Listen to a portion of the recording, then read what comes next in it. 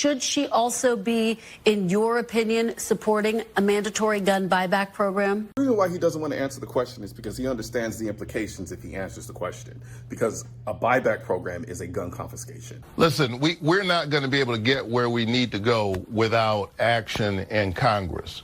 We've got to pass some laws to deal with this. Now, I was heartened by the fact that 2 years ago we finally did a gun safety law, the Safer Communities Act, and it was the first gun safety law we passed in 30 years. 30 years.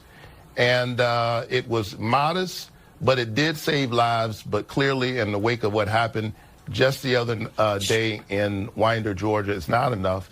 And the least we can do is move forward on the bipartisan spaces where ordinary people agree.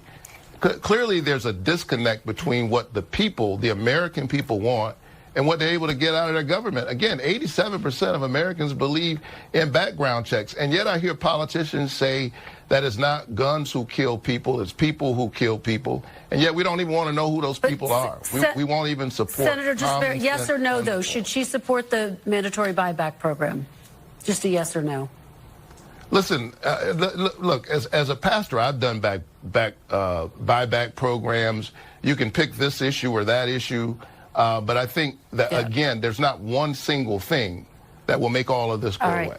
See, they like to eliminate that little subtle word called mandatory to make you think it's one of those stupid little buyback programs that you see on the side of the road somewhere in a community, and they have a little table and they say, sell us your guns and we'll give you coupons to Kroger's or some shit like that. And then you have this old unsuspecting woman who is a widow and their husband has long been gone, but then he has all of these guns that she doesn't know what to do with. And she has no idea what the values of these guns are. And then she brings them to these stupid buyback programs. And then they take the gun and they give her a coupon to go skating or some shit like that. And then from there, somebody quietly goes over and takes that same gun and then sells it for its actual worth, which is probably like $10,000, $15,000.